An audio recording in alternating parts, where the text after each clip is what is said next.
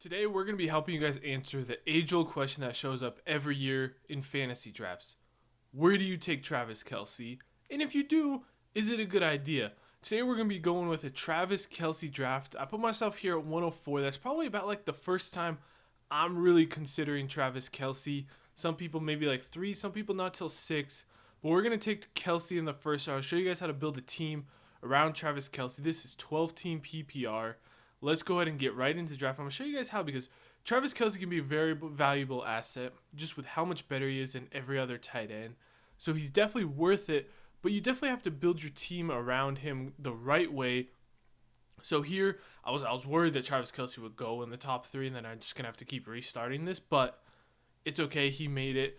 Like I said, we're not doing much argument. The reason for Travis Kelce would be that positional value, where like tight end is a weaker position, especially if you're in a league with some tight end value where like tight ends have like extra points or whatever. He can be even more worth it. But even in a normal league, just that advantage you have on every other team at the tight end position can be so helpful. Now moving on to the second round, well, I've personally kind of realized doing these mock drafts, I kind of like going 0 running back. If you should take Kelsey, I've enjoyed taking even like 2 receivers in the second and third, and then kind of going with the 0 running back just kind of helps you fill out a more filled roster and just the way I like it more. So we're going to take Davante Adams here. I know he has that injury.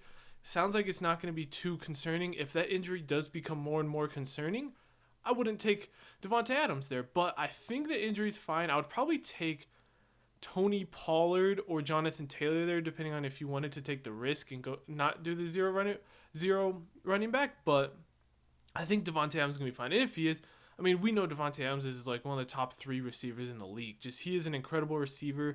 Jimmy G is going to hurt him a little bit, but I just still think Davante Adams is so good, especially in a PPR league. I mean, this dude always gets open. Darren Waller's gone, so just even more targets for him. And it's not like Derek Carr was lighting the world on fire last year, so it's not a huge downgrade to Jimmy G. So we'll see what happens, but I still like Davante Adams. Now when we're back up here, like I said, I'm going to kind of... My goal is sometimes always 0 running back, but this draft has fallen out. So really Devontae would be there. I was really hoping T. Higgins or Chris Olave, but I think Davante Adams is right in that tier, so I'm probably going to go him. But I want to mention some other guys because I did take Davante Adams in my 101 draft. I took him at the beginning of the third round. So I do, if you don't want to go Davante, so if you're like, you don't like Davante and you're like, damn, Jared, you just took Davante 2 drafts in a row. Who do I take in the third if it's not Davante? I would actually go with Jahmyr Gibbs here. This might be a hot take, but actually, you know what? Let's go with Jahmyr Gibbs here. Let's throw it up a little. I was gonna go 0 running back, but just with the board falls out, I'm gonna go Jahmyr Gibbs. I just think, man, Jahmyr Gibbs like receiving upside is just like incredible. I love, if you want some good fantasy footballers, go check out the Fantasy Footballers too. They do podcasts all the time, and they mention like how much more valuable receptions are. Nonetheless, in a full PPR league, how much more valuable receptions. Like even if Jahmyr Gibbs doesn't get that many carries, if he gets 50 to 70 receptions, I mean that can be the equivalent of like 300 plus carries as a running back. Just the amount of value that you get out of receptions, especially in a full PPR, is just so much more valuable. I'd rather take the risk on him and have fun watching Jahmyr Gibbs than take Najee or try and deal with the injuries of Breece Hall. ETN wouldn't be bad, but I just think Gibbs is that next step. So we're going to go with him there. Now moving up, we still got a lot of good running backs. This is why I was originally going to go 0 RB, but it just didn't turn out that way. I definitely want to go back to the receiver well here, and kind of sucks that there's a receiver run, but I want to make sure I get in on the receivers before the run ends. So I'm going to go ahead and grab Keenan Allen, a receiver I really like. I'm building an older receiving core, which isn't ideal, but you got to do what you got to do. If I'm going to be building this older receiving core, because I think Keenan Allen's a really good player. You've seen the clips in camp. He's still got it. I mean, Justin Herbert, you expect to be better. Kellen Moore's coming over, hopefully help that Chargers offense take a next step up, but he's just a really good receiver. We know that. So what my plan here is, since I've taken 2 old receivers, I'm going to start taking shots at young receivers in the later rounds. Start looking at like JSN, Zay Flowers, Jordan Addison, guys like that in the later rounds to hopefully help offset that age. And so if one of them gets injured, hopefully it's by the time another young receiver is ready to step up. But getting back to this next pick here, if you go tight end early, do not go quarterback early, because that is the quickest way to derail a team. If you go quarterback and tight end early, that just makes it so much harder to build a team. So if you go tight end or quarterback early, hold off the other position. So we're looking just running back, receiver. I'm probably going to attack running back here just because running backs can take a drop, and I don't know what guys are going to be getting back to me. So I'm going to make sure I get a dude I like, and I'm going to go with Miles Sanders, a dude going on to Carolina, got the biggest deal out of any free agent running back. Had a good year with the Eagles. He's going to get a lot of carries in Carolina. We saw that offense last year, churning out running backs with Donta Foreman, Chuba Hubbard. Miles Sanders is going to come in. They got a rookie quarterback. They're going to want to lean on the run game. They have a good old line. We saw them last year putting in work. I like Frank Reich as a coach. You know he likes to run the ball. We saw it with Jonathan Taylor. We saw it back with Eagles when it was LeGarrette Blount and Jay Ajayi in them. He likes to run the ball.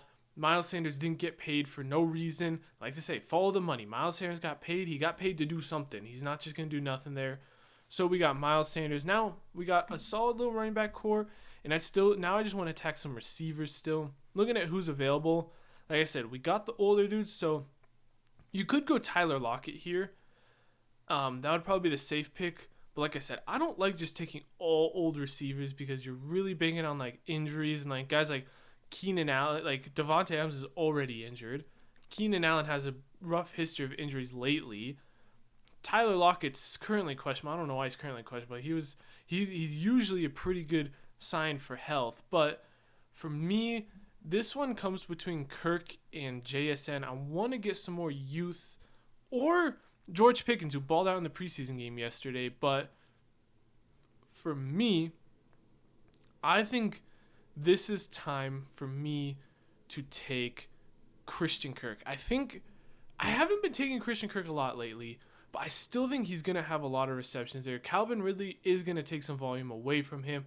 I think Trevor Lawrence takes a step up, and I think that offense is going to turn. I still think he's going to be their top red zone target. Just that slot role in the red zone is just so valuable, especially with Trevor Lawrence. They already have a good connection.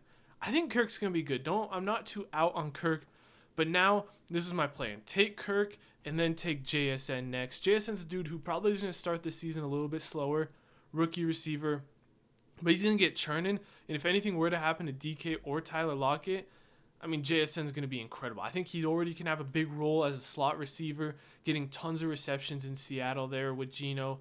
But I just love JSN. If you haven't seen any of my videos, just know I'm a huge JSN fan. I had him as like a top 10 player in the draft in the last year. I think he's an incredible receiver, and especially in a PPR league, his ability to separate and get open in the slot should lead to a lot of receptions in the league. Huge JSN guy, so that's why I'm gonna go him there. Now I probably want to get one more running back at some point, and then I just want to keep pounding receiver, and then we're going to probably take a quarterback late is kind of my strategy here. If I were to take a running back here, we're looking at a guy like Zach Charbonnet probably is. I'd take more of an upside kind of guy. So Charbonnet would be the pick at running back. If I were to look at receiver, we're probably looking at Quentin Johnston or Juju maybe. Some of those guys. This is actually a tough one here. I'm gonna go ahead. I'm gonna play the ADP game here, and try and get Charbonnet and Quentin Johnston, and just load up on rookies. Like I said, I took some older guys at the beginning of the draft, and now I want to load up on rookies, so I make sure I have young depth behind those older guys. So we're gonna take Quentin Johnston here. I loved Quentin Johnston coming out. I had him right behind Jay Sanders, receiver 2. He's a big, long, fast dude. Keenan Allen goes out. I want to have Quentin Johnston. That's the plan, because Keenan Allen is really good, but if he gets injured, I need someone else, and Quentin Johnston is that replacement. And now we get the other dude I want, Zach Charbonnet, who signs are he could start the season. Kenneth Walker, I love Kenneth Walker, but he's injured right now. I don't know when he's going to be healthy. Charbonnet played in the preseason game. We know he's good to go.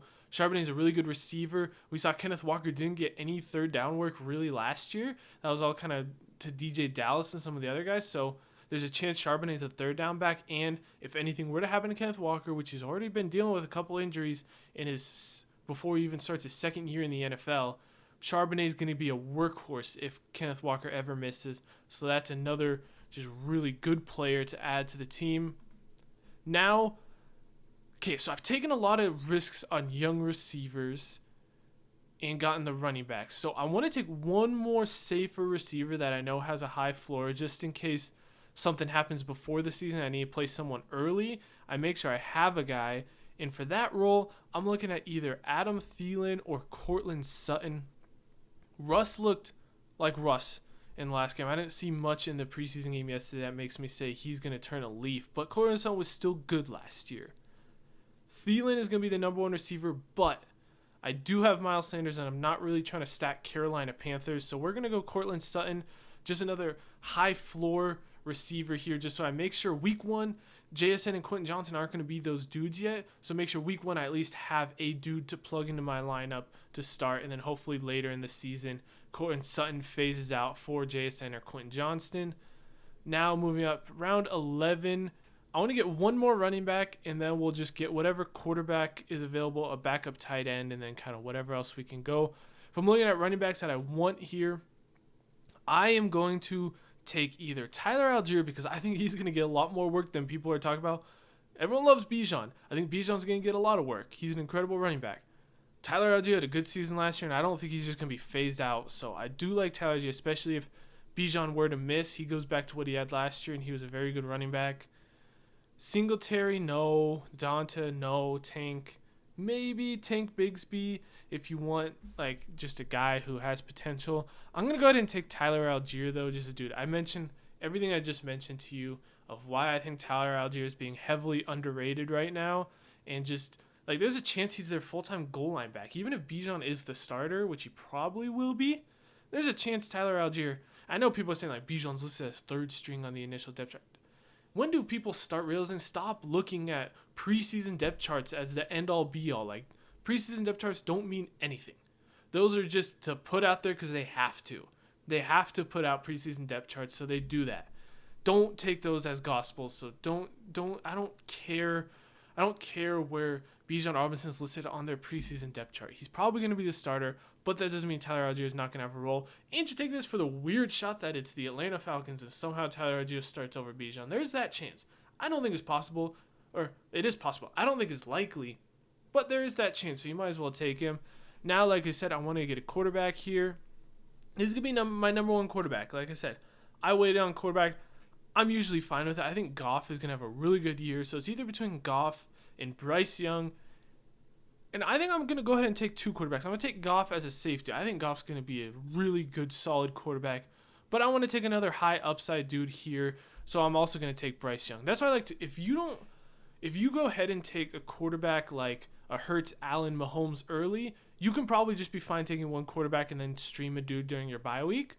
But if you're going to take a dude later, I like to just take two, because now you get two shots at the double. You're doubling your chance of getting one of those kind of breakout quarterbacks that gets drafted late but ends the season really high. So now I got a safer dude in Jared Goff, who I know is going to end around like a top 12 QB at least. Like, I know he's going to be in that category. I think I got a dude with Bryce Young who might not be great, but if he's not great, I got Goff. Or he might be an incredible number one pick that we all think he could be and just put it on really early. And boom, I got that in the 13th round, so it's a steal. So we got that, and now let's go and just take a backup tight end in case anything were to happen to Kelsey. Just look at some of the names here. Not a huge Gerald Everett fan. Dawson Knox is kind of getting phased out. I like Michael Mayer. I love Sam Laporte if you can get him, but he already went. For me, I'm probably going to take Michael Mayer. Actually, I lied. I was going to take Michael Mayer, but I don't know if I want a Las Vegas Raiders stack going on with him. So that really makes the tight end room rough. I'm going to take the upside on Luke Musgrave. He's been really balling out in camp. He's an incredible athlete out of Oregon State. If you didn't see him coming in the draft, probably the best athlete at the tight end position. Maybe Zach Kuntz is another one, but Luke Musgrave is an incredible athlete, one of the fastest dudes at the Senior Bowl clock. They take him in the second round. He got fed in that first game, so in that first preseason game, if any kind of sign of what's going to come, I mean, he got fed, so I think he could have some high receptions. So let's go ahead and look at my team here. If I move my face cam over, we got the Detroit Lions and Goff and Gibbs. I think their offense is going to be really good this year, so I'm not worried about that stack at all. I think it could actually be a good stack, because if they run the ball, there's a good chance Jahmyr Gibbs is getting it. If they pass it, there's a good chance Goff is getting it, and there's a good chance both of them get it in a pass. So that's nice. Miles Sanders is going to be a heavy workload. Miles Sanders is the best zero RB running back. If you're going to zero RB, target Miles Sanders, because I think he just has, at minimum, a really high floor of a lot of carries in a team that will want to run the ball. Now at receiver, like I said, we got the older duo in Adams, Keenan Allen, and Travis Kelce. The whole video is based around Travis Kelce, so obviously Travis Kelce's on the team. Kirk coming in at the flex, and we got just youth. That's what I went for. If you get older dudes in your starting lineup, get youth on the bench. JSN, Quentin Johnson, Zach Charbonnet, Tyler Algier, Luke Musgrave, Bryce Young, all the youth. And then some safer dude like Cortland Sutton just to pair in there in case I need to start Cortland Sutton week 1. I know he's at least going to be a starting receiver, getting good targets on an offense. And you just hope Russ takes that next step. Anyway, that's going to be it for this video. I will see you guys for the next one. Make sure to like, subscribe, comment, do whatever the hell you want if you enjoyed the video. And I will see you guys for the next one.